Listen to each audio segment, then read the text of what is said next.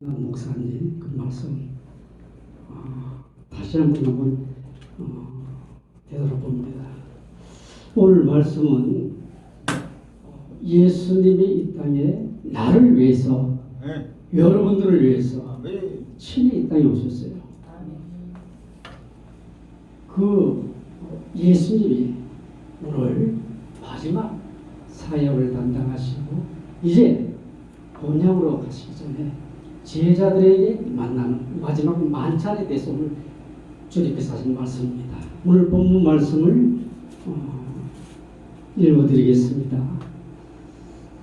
마가복음 14장 17절 제가 읽겠습니다. 저물매 그 12를 데리시고 가서 다 앉아 먹을 때 예수께서 이르시되 내가 진실로 너희에게 이르노니 너희 중에 한 사람 곧 나와 함께 먹는 자가 나를 팔리라 하시나. 그들이 근심하며 하나씩 나는 아니지요 하고 말하기 시작하니 그들에게 이르시되 12 중 하나 곧 나와 함께 그릇에 손을 넣는 자니라. 인자는 자기에 대하여 기록된 대로 가거니와 인자를 파는 그 사람에게는 화가 있으리로다. 자기에게 좋을 뻔하였으나 그 사람은 차라리 나지 않았더라면 자기에게 좋을 뻔하였느니라 하시니라. 오늘 이 말씀을 듣고 특별히 우리 주의 종들은 되새겨보는 시간이 되었으면 합니다. 오늘 이 배경을 보면은 6월절 절기를 맞이해서 많은 사람들이 이스라엘 성전에 와서 정말 축제를 하는 날입니다. 이 두 가지 배경이 있어요. 한쪽에서는 이스라엘 6월절에 축제하는 축하하는 날이 되고 또 한편으로는 정말 핍준 이 땅에 친히 나를 위해서 오신 예수 그리스도, 그 어린 양이 되어서 오신 그 예수 그리스도, 그분을 친히 찾기 위해서, 주기 위해서 엄청난 업무를 부리고 있습니다. 그 장면이 또 한쪽에 있습니다. 그 장면이 오늘 저희가 말씀을 본 14장 10절 11절에서 오늘 말씀을 하고 있습니다. 자, 오늘 특별히 이 12제자, 이 12제자가 누굽니까? 3년 동안 예수님을 따라다니면서 동고동락한 제자들입니다. 가장 가까이에서 예수님의 모든 사역을 다 본 증인들이에요. 또 예수님께서는 그 12명을 세울 때 장차 예수님 이외에 이 모든 민족, 전 인류에게 복음을 전하기 위해서 친히 동고동락하면서 훈련을 시킨 그 제자들입니다. 그런데 이 제자들이 오늘 말씀이 어떻습니까? 나와 함께 먹는 자가 나를 팔리라고 합니다. 오늘 이 특별히 제자는 헬라어로 마테테스입니다. 그 뜻을 사전적으로 보니까요, 예수님을 전적으로 따르면서 새로운 삶을 시작하는 자를 뜻합니다. 자기의 모든 것을 다 버리고 오직 예수님을 따라다니는 자, 예수님의 천국 복음을 이어받을 자, 그 자들이 제자들이라고 합니다. 근데 오늘의 하나님의 말씀, 설교의 핵심은 딱 한 가지입니다. 세상을 구할 예수님의 제자로 사는 것입니다. 우리 모두는 구원받고 말씀 안에 사는 자들은 다 제자들입니다. 특별히 12사도, 이 사도의 직분, 이 직분을 오늘 감당한 이 12제자가 예수님과 마지막 만찬을 합니다. 왜요? 예수님이 3년 동안 사역을 하고 마지막 이제 율법의 완성자인 그 어린 양이 이제 예수님의 그 어린 피를 흘리기 위해서 뚜벅뚜벅 마지막 단계에 가고 있습니다. 그 전에 예수 그리스도의 열두 제자를 주님의 친히 마지막 만찬을 합니다. 그 유월절 마지막 만찬에 비극적인 일이 일어납니다. 예수님을 팔 그 열두 제자 중에 한 명이 오늘 예수님께서 친히 오늘 말씀하고 있습니다. 예수님의 제자들이 유월절 날이 저물어가는 밤에 예수님과 함께 식탁에 다들 앉았습니다. 이때 예수님께서 제자들의 마음을 아주 심하게 요동치는 충격적인 말씀을 갑자기 합니다. 18절입니다. 너희 중에 한 사람 곧 나와 함께 먹는 자가 나를 팔리라. 예수님에게 복음을 받고 가르침을 받고 구원받은 저와 여러분이 만약에 예수님을 배반하고 예수님의 이름을 배도한다면 어떻게 하겠습니까? 오늘 이 말씀은 저와 여러분에게 예수님께서 하신 말씀으로 들렸으면 좋겠습니다. 아멘. 여기서 나와 함께 먹는 자는 주님과 함께 한 식당에서 먹는다는 겁니다. 예수님과 마지막 만찬 자리에 그 한 식당에 앉아서 식사를 한다는 것은 아무나 할 수 있는 특권이 아닙니다. 특별히 예수님과 3년 동안 동고동락한 12제자 그 사도만이 주님과 함께 오늘 식사를 하는 마지막 만찬의 자리입니다. 정말 예수님과 매우 친밀한 관계 속이죠. 그런데 마지막 만찬에서 예수님께서 무슨 말씀을 하십니까? 너희가 나를 팔리라. 그리고 주님께서 20절에 또 말씀합니다. 그 12 중에 하나 곧 나와 함께 그릇에 손을 넣는 자가 나를 팔리라. 주님과 함께 그릇에 손을 넣고 먹는다는 것은 굉장히 친밀하면서 가장 가까이에서 함께 먹는다는 겁니다.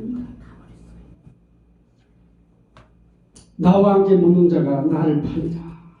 예수님의 말씀을 들은 제자들의 심정은 어떻겠습니까? 19절에서 이렇게 말씀합니다. 제자들이 근심하여 그 말씀을 듣고 근심하고 설파합니다. 그러면서 나는 아니죠 합니다. 제자들은 자신들 중에 한 사람이 예수님을 팔 것이라는 예수님의 말씀을 듣고 엄청난 충격을 받게 됩니다. 정말 놀랍고 당황스러우실 겁니다. 불안감에 사로잡히실 것입니다. 제자들은 왜 설패하며 근심했을까요? 예수님을 따르던 제자들은 주님을 이렇게 될지도 모른다는 굉장히 불안감을 가졌을 겁니다. 왜요? 예수님을 따르던 제자들은 사실은 3년 동안 따라다녔지만 그들은 예수님하고 생각이 달랐습니다. 그들 마음속에 그들은 야망이 있었고 그들은 탐욕이 있었고 그들은 자리에 연연했어요. 3년 동안 예수님을 따라다니면서 계속해서 서로 경계하면서 12명의 제자들이 서로 높고자 크고자 서로 싸움하고 이랬습니다. 그들이 예수님이 지금 팔려서 죽는다면 그들의 상식은 엄청난 그들의 계획은 모두가 섣불려 돌아갈 겁니다. 엄청나게 충격을 받았을 겁니다. 몹시 근심하고 있던 제자들이 예수님께 여쭙니다. 혹시라도 나는 아니죠. 대답하고 있는 제자들입니다. 그 중에는 물론 유다도 포함되어 있습니다. 유다도 아주 친밀하게 예수님 옆에 앉아서 나는 아니지. 제가 주님을 팔 수 없습니다. 아마 이렇게 했을 겁니다. 12 중에 하나 곧 나와 함께 그릇에 손을 넣는 자가 나를 팔리라. 20절에서 예수님이 명확히 말씀하셨어요. 분명히 여기서 회개할 기도 좋습니다. 그런데 6월절 함께 시작하는 무교절의 고난을 기억하며 아주 성나물과 묵은떡을 먹는 것이 이 이스라엘의 전통이었습니다. 거기에 이때 먹는 누룩 없는 빵을 소스에 찍어서 먹습니다. 예수님께서 말씀하신 그릇은 소스에 담아서 빵을 찍어 먹는 거예요. 딱딱한 빵을 찍어 먹습니다. 그런데 아마 12명이었으니까 그 소스가 접시가 여러 개가 있었을 겁니다. 예수님과 함께 그 접시에 소스를 찍어 먹는다는 것은 가장 측근에 가장 가까이 있었다는 거죠. 아마 좌편 우편 둘 중에 한 사람이었을 겁니다. 우리가 잘 아는 예수님이 사랑하는 제자가 누굽니까? 요한입니다. 그러나 제자가 가장 사랑한 예수님은 제자가 예수님을 가장 사랑한 사람은 누굽니까? 베드로였죠. 언제나 충동적이었지만 가장 앞장서서 늘 주님 앞에 나선 베드로였습니다. 오늘 우편에 아마 요한이 있었을 거로 추정합니다. 그러면 또 한 사람이 누구겠느냐? 아마 내 소스의 빵을 함께 씹어 먹는 자. 그렇다면 누구겠습니까? 가룟 유다라고 다 볼 수 있습니다. 그런데 분명히 주님께서 말씀하신 그 나와 함께 빵을 찍어 먹는 자, 그가 나를 팔리라고 말씀하셨습니다. 만찬 자리에 앉은 순서는 발 씻기는 순서에 따라서 만찬에 결정이 된다고 합니다. 요한복음 13장을 보면 베드로의 발을 가장 나중에 주님이 씻겨주셨습니다. 그렇게 본다면 베드로는 아마 가장 맨 끝자리에 앉았다고 볼 수 있습니다. 요한복음 13장 23절에 이렇게 말씀합니다. 예수님의 제자 중 하나 곧 그가 사랑하는 자가 예수님의 품에 의지하여 아마 요한복음일 겁니다. 요한이었을 겁니다.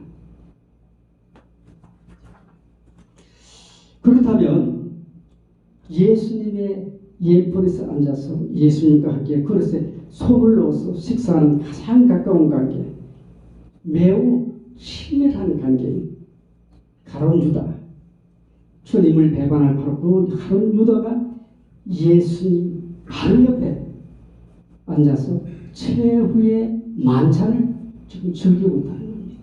여러분 어떻습니까? 예수님의 가장 가까운 관계 속에 있는 자가 가룟 유다였다는 겁니다. 가룟 유다가 오늘 팔자, 예수님의 가장 친밀한 관계 속에 있는 제자 가룟 유다가 예수를 팔자입니다. 사랑하는 여러분, 이 사실을 어떻게 생각하십니까? 가장 친밀하고 가장 가까운 그 사람이 나를 배반하고 나를 판다고 한번 생각해 보십시오. 우리가 살아가는 이 세상은 똑같습니다. 언제나 가장 가까운 사람이 나를 배신합니다. 문제를 발생합니다. 우리가 하나님의 말씀의 조명을 받지 않고 성령 안에서 살지 않고 주 안에서 살지 않는 우리는 누구도 믿을 수 없습니다. 가장 가까운 자가 언제나 나에게 가장 문제가 될 수 있다는 것 오늘 깨달으시기 바랍니다. 그렇다면 예수님의 가장 가까운 매우 친밀한 제자였던 가룟 유다는 왜 예수님을 팔았을까요? 어물이 되지 않습니까? 오늘 설교의 핵심이 됩니다. 이것을 오늘 캐내는 것입니다. 가룟 유다가 예수님을 배반하여 예수님을 팔게 되는 가정은 사복음서 모두가 기록되어 있습니다. 마태, 마가, 누가, 요한이 전부 기록할 만큼 매우 중요한 사건이라는 것입니다. 나와 함께 먹는 자가 나를 팔리라. 나와 함께 먹는 자가 나를 팔리라. 여러분, 이 말이 우리 그냥 들리지 않습니다.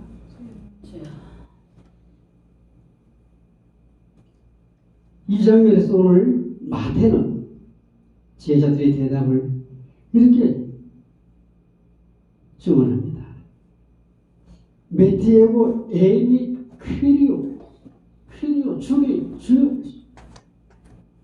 주여 나는 아니지요. 주여 설마 나는 아니지요.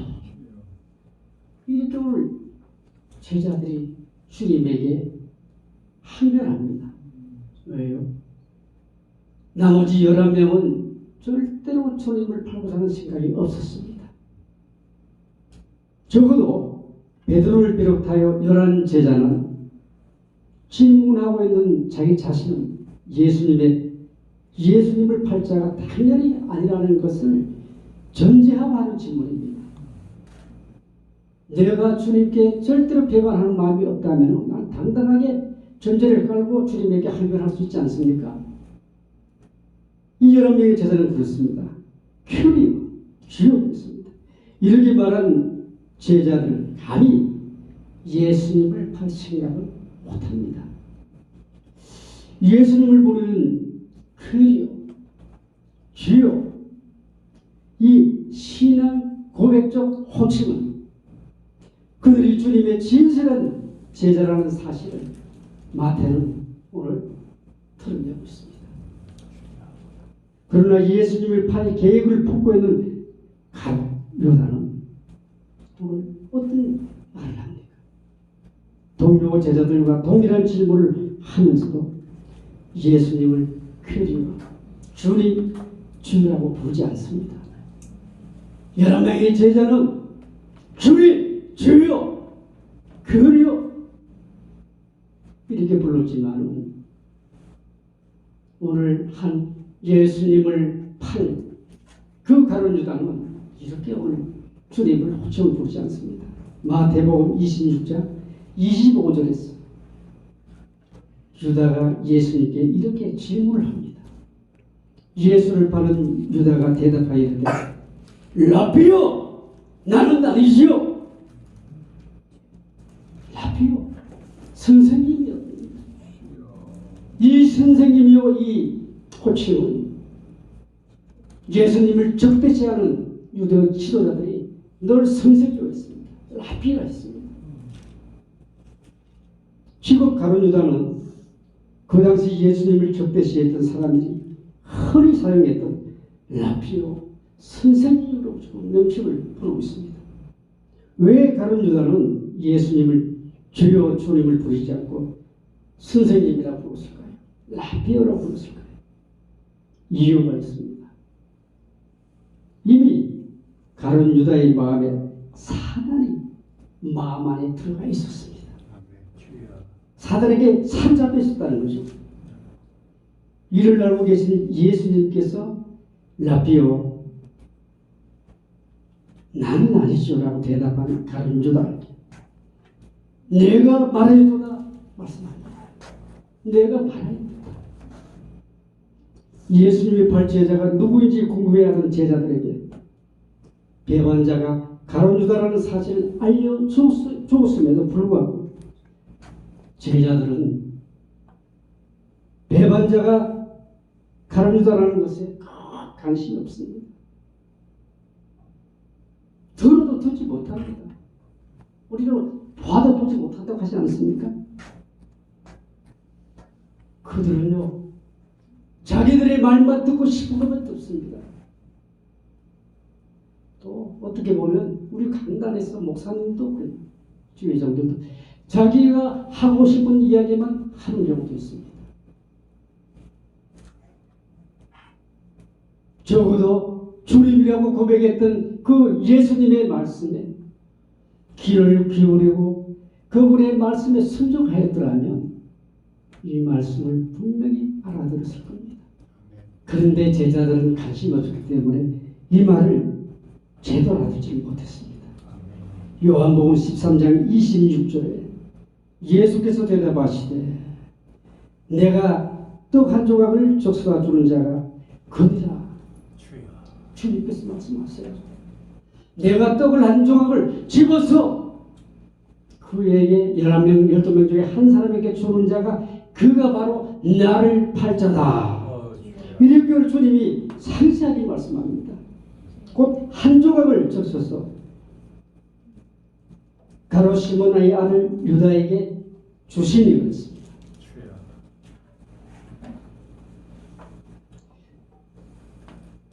요한은 배반자가 가룟 유다라는 점을 분명하게 밝혀줍니다.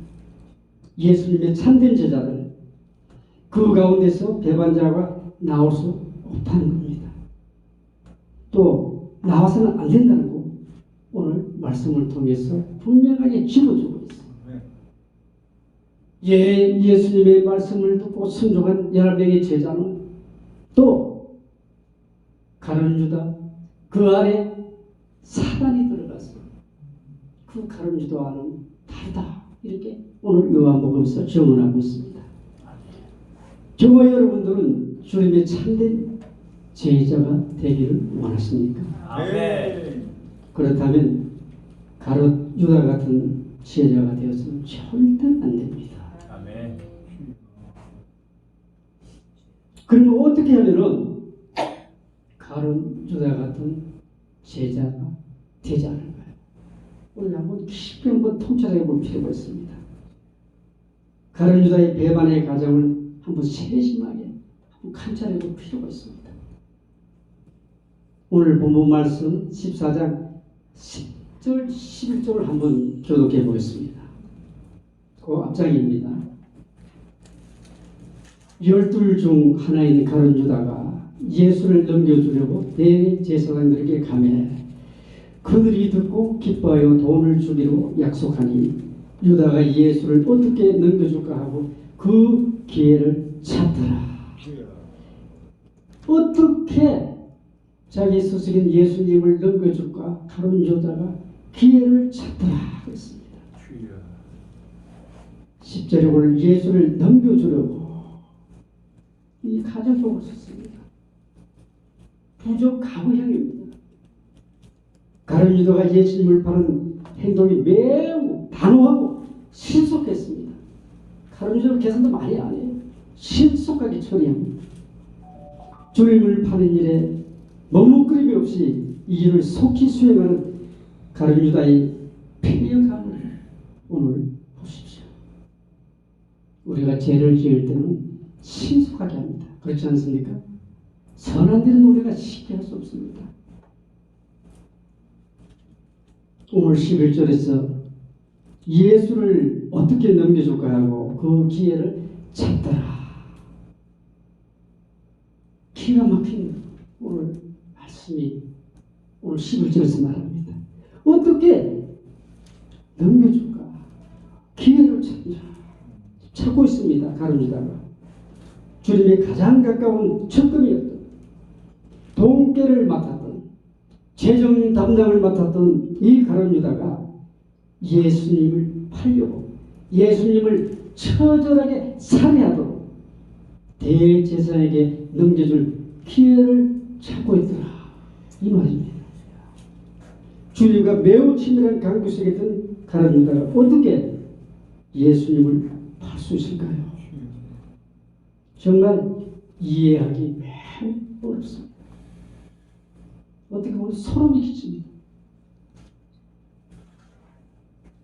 가룟 유다는 어떻게 이런 생각을 하고 있는지, 그 가룟 유다의 마음속에 어떤 생각이 있는지, 과연 가룟 유다의 마음에 어떤 생각을 가지실까? 가룟 유다는 야망 있는 사람이었습니다. 돈에 욕심이 많은 사람이었습니다. 누가복음 22장 3절에서는 이렇게 말씀합니다. 가룟 유다에게 사탄이 들어갔기 때문입니다. 12 중 하나인 가룟 유다, 그런 유다에게 사탄이 들어가니, 이렇게 성경에서 말씀합니다. 사도 요한이 사탄이 마음속에 들어가는 그 과정을 한 2가지 정도로 정해놨습니다. 요한복음 13장 2절을 보니까 마귀가 벌써 시몬의 아들 가룟 유다의 마음에 예수를 팔려는 생각이 넣었더라고 했어요. 그리고 요한복음 13장 27절에서는 조각을 받은 후 곧 사탄이 그 속에 들어간 자, 사탄이 들어갔다는 거예요. 누가복음 22장 4절에서는 이렇게 말씀합니다. 이에 유다가 대제사장들과 성전 계비장들에게 가서 예수를 넘겨줄 방도를 의논하며, 그렇다면 이 가룟 유다의 마음속에 예수님을 팔려는 생각이 마귀의 의에 심겨져 있었다는 겁니다. 가룟 유다가 마귀에게 틈을 줬기 때문에, 마귀에게 역사할 기회를 줬기 때문에 순간적으로 사탄이 들어가는 마음을 줬기 때문에 오늘 예수님을 팔 수 있다는 겁니다. 대제사장들과 서기관들은 예수를 흉내로 잡아 어떻게 하든 죽일 방도를 구하고 있던 차에 미처 예상하지 않았던 일이 일어난 것입니다. 어떻게 하든 예수님을 잡기 위해서 3년 동안 예수님을 따라다니던 그 분들이 있었습니다. 그들이 정치 지도자들, 종교인들이었어요. 왜? 예수님을 이단자로 몰아가고 예수님을 때문에 모든 민심이 위반되니까 어떻게 하든 예수님을 잡기 위해서 계속해서 따라와서 어떻게 하든 꽃들을 잡기 위해서 따라온 그 정치 종교인들, 그들이 그 방도를 연구하고 생각하고 있는데 몇 시까지? 그런데 오늘 이 예수님의 제자 가룟 유다가 예수의 돈을 팔겠다고 스스로 찾아온 겁니다. 마태복음 26장 15절에서는 이렇게 또 증언합니다. 내가 예수를 너희에게 넘겨주리니 얼마를 주려느냐 하니 그들은 은 30냥을 주고, 누가복음 22장 6절에서는 유다가 허락하고 예수를 무리가 없을 때 넘겨줄 기회를 찾더라. 그 기회가 바로 오늘 밤이라는 겁니다. 목요일 밤, 금요일에 예수님이 철저하게 십자가에 못 박히지 않습니까? 오늘 이 목요일 밤 마지막 만찬을 하고 예수님께서 제자들에게 손발을 씻겨주고 발을 씻겨주고, 그 목요일 밤, 그렇다면 사탄 마귀는 언제 가룟 유다의 생각에 들어가서 있었는지도 우리 한번 볼 수가 있습니다. 본문 14장 3절에서 5절에 보면은 300데나리온에 되는 비싼 향유 옥합을 깨뜨린 여인이 등장합니다. 좀 더 구체적으로 요한복음 12장 4절에서 6절에서는 자세히 설명해 주고 있습니다. 제자 중 하나로서 예수를 잡아줄 가룟 유다가 말하되 이 향유를 어찌하여 300데나리온에 팔아 가난한 자들에게 주지 아니하겠느냐 책망을 합니다. 이렇게 말하면 가난한 자들을 생각함이 아니요 그는 도둑이라 돈깨를 맞고 거기 넣은 것을 훔쳐갑니다.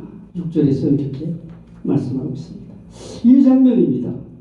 사탄이 마음속에 들어갈 기회를 제공한 것은 가룟 유다의 탐욕이었습니다. 물질에 대한 탐욕이었어요. 막달라 마리아가 매우 값진 향유를 담은 옥합을 깨뜨려 예수님의 머리에 부어드리고 헌신하는 현장에서 사탄이 들어갈 틈을 결정적으로 주어졌다는 겁니다. 돈에 대한 욕심이 막달레 마리아가 화를 내고 책망하는 그 순간 사탄이 들어왔다. 우리가 사실 남을 책망하는 거 함부로 할 수는 없습니다. 조심해야 됩니다.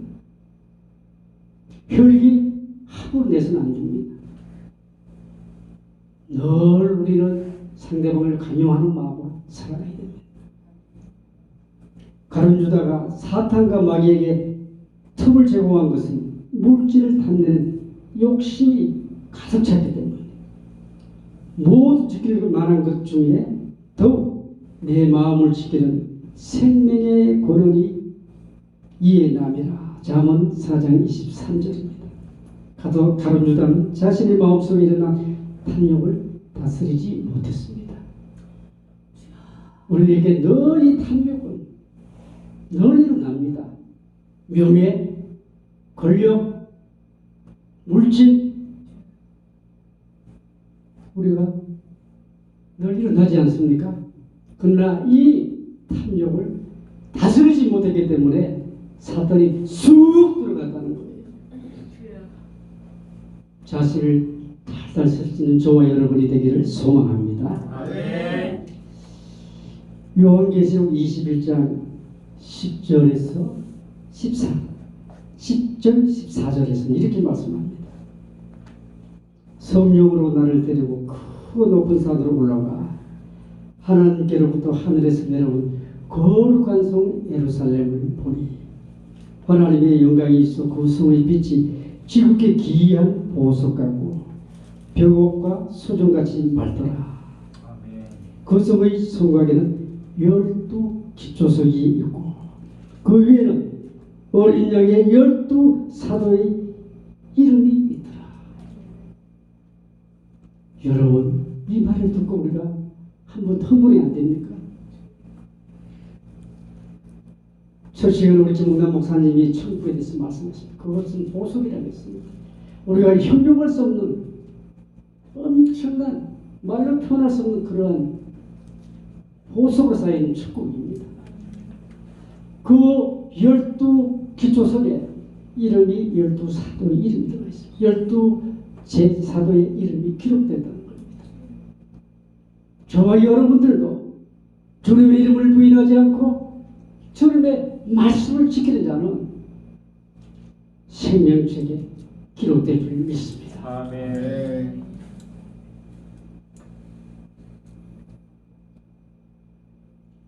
만약 가룟 유다가 이 영광을 보고도 하나님의 아들 어린 양 예수님을 온 30냥에 팔았을까요? 믿음의 세계가 정말 가까웠을 겁니다. 역적으로 거의 무지였기 때문에 4년 동안 주님을 따라 말씀을 배우고 수많은 기적의 점을 받지만서도 영적으로는 깨어나지 못했다는 겁니다. 예수님을 부인하고 배반하여 멸망받을 두 가지 사악한 죄를 이 가룟 유다가 씻고 말았습니다. 예수님과 3년 동안 함께 훈련을 받고 동고동락했을지라도 가장 비극적이고 불쌍한 배도자가 되고 말았습니다. 얼마나 비참합니까? 30년, 40년 예수님을 믿고 교회에 헌신을 했어도 주님께 인정받지 못하고 주님이 모른다면 어떻게 하시겠습니까? 잘못하면 우리는 주님의 이름을 팔아먹는 사꾼이 될 수도 있습니다. 정말 두렵습니다. 마가복음 14장 21절을 보면 인자는 오늘 말씀입니다. 인자는 자기에게 대하여 기록된 대로 가거니와 이제 주님께서 떠남을 이야기합니다. 이 땅에 와서 3년 동안 천국 복음을 전하고 사역을 하고 이제는 33년이라는 세월을 이 땅에서 망하고 떠난다는 그 떠남에 대해서 주님께서 말씀합니다. 기록된 대로 가거니와 늘 주님은 구약의 말씀으로 기록된 그 말씀을 성취하러 오시기 때문에 기록된 말씀을 그대로 주님이 말씀하세요. 또 그대로 성취가 됩니다. 인자를 받은 그 사람에게는 화가 있으리로다. 주님을 배도하고 주님을 배반한 자 반드시 주님을 심판하신다는 거예요. 화가 있으리로다. 이 화는 구약에서도 늘 심판에 대해서 하신 말씀입니다. 그 사람은 차라리 나지 아니하였더라도 자기에게 좋을 뻔하였다. 차라리 나지 않았다면 좋을 뻔했다.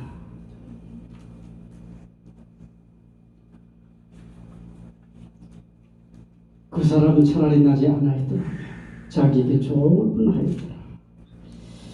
하나님의 심판과 형벌을 피할 수 없는 가룟유다의 피부를 염두에 두고 주님께서 그 안타까운 제자에게 하신 말씀입니다.